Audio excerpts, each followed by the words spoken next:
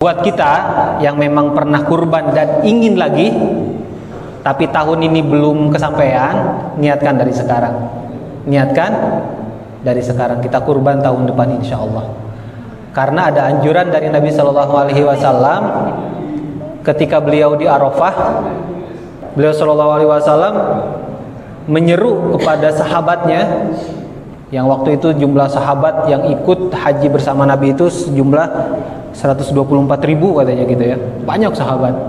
Jadi kata Nabi Shallallahu Alaihi Wasallam, ya ayuhan nas, kata Nabi, wahai manusia semua, inna ala kulli ahlil baiti fi kulli amin udhiyatun. Wahai manusia semua, sesungguhnya hendaklah di setiap rumah hendaknya mengeluarkan satu hewan kurban.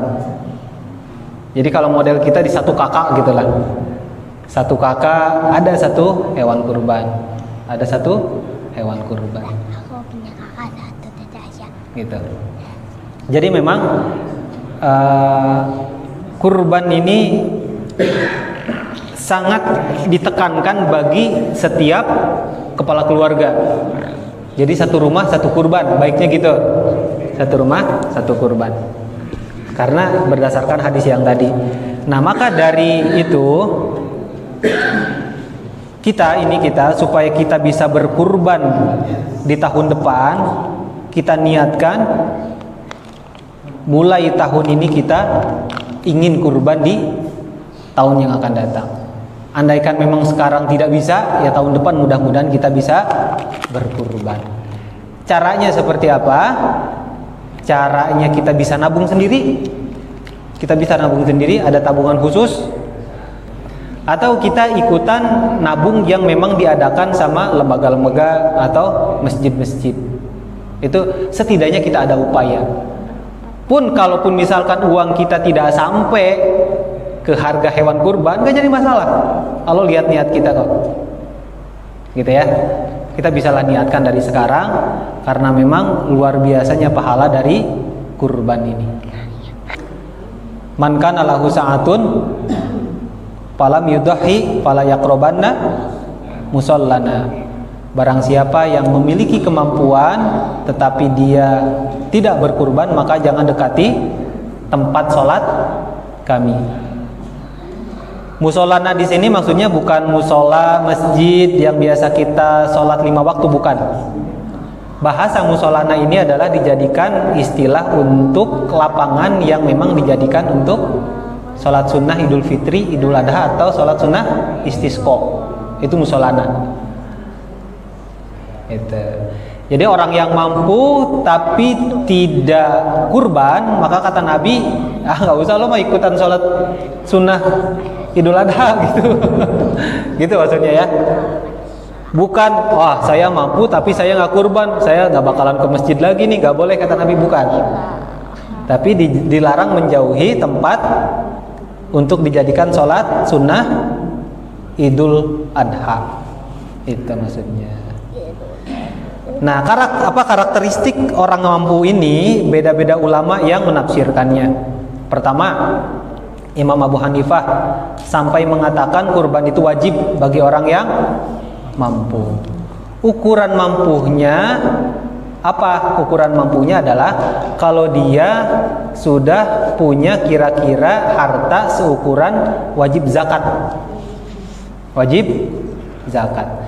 Jadi zakat itu kan kalau dia sudah punya 20 keping dinar, dia sudah wajib zakat. Zakat mal. Seberapa 20 keping dinar itu ya? Kira-kira 85 gram emas. Kalau misalkan ini 1 gram emas sekarang misalkan ya 1 juta. Paling murah lah, kalau sekarang udah 2 juta ya 1 gramnya, 1 juta lah.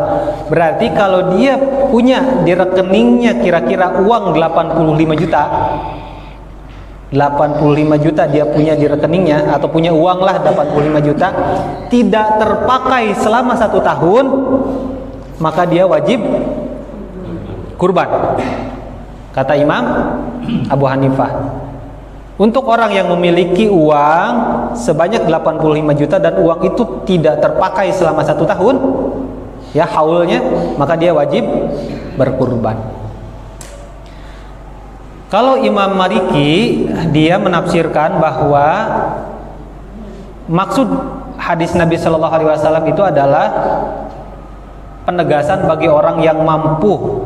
Mampu di sini seukuran apa? Seukuran kalau dia kerja selama 1 tahun, dan dalam 1 tahun kerja itu dia memungkinkan dapat membeli 1 ekor kambing untuk dia kurbankan. Tapi sifatnya bukan wajib, tapi sunnah muakkadah. Itu menurut Imam Malik. Imam Syafi'i berpendapat sunat muakkad bagi orang yang bisa menafkahi keluarganya dari semenjak hari Idul Adha dan 3 hari Yaumut Tasyrik, 10, 11, 12, 13. Dia bisa menafkahi keluarganya dan punya dana atau punya hewan juga untuk dikurbankan. Baru dia sunnah muakkadah untuk mengeluarkan hewan kurban. Itu Imam Syafi'i. Imam Ahmad mengatakan, andaikan dia bisa berhutang tapi kira-kira dia bisa bayar hutangnya, maka sudah jatuh sunnah muakkadah untuk dia mengeluarkan hewan kurban. Gak apa-apa ngutang gitu, asalkan bisa bayar hutangnya. Nah, disitulah dia dikatakan mampu untuk mengeluarkan hewan kurban. Itu ya. Ya, kembali lagi kepada diri kita. Mudah-mudahan kalau memang sekarang tahun ini tidak bisa untuk berkurban, mudah-mudahan kita tahun depan semuanya bisa kurban di sini. Mudah-mudahan, insya Allah ya. Yang seperti itu bisa dikhawatirkan jadi nazar nggak Ustaz? Tidak. Nazar itu janji sama Allah. Ya Allah, saya tahun ini akan berkurban. Nah, gitu. Contoh itu ya, contoh, bukan saya nazar itu. Contoh. Kalau nabung beda. Kalau nabung itu mengupayakan supaya kita mampu untuk berkurban, mengupayakan, berusaha. Model haji gitu kan, mengupayakan kita mampu untuk berhaji.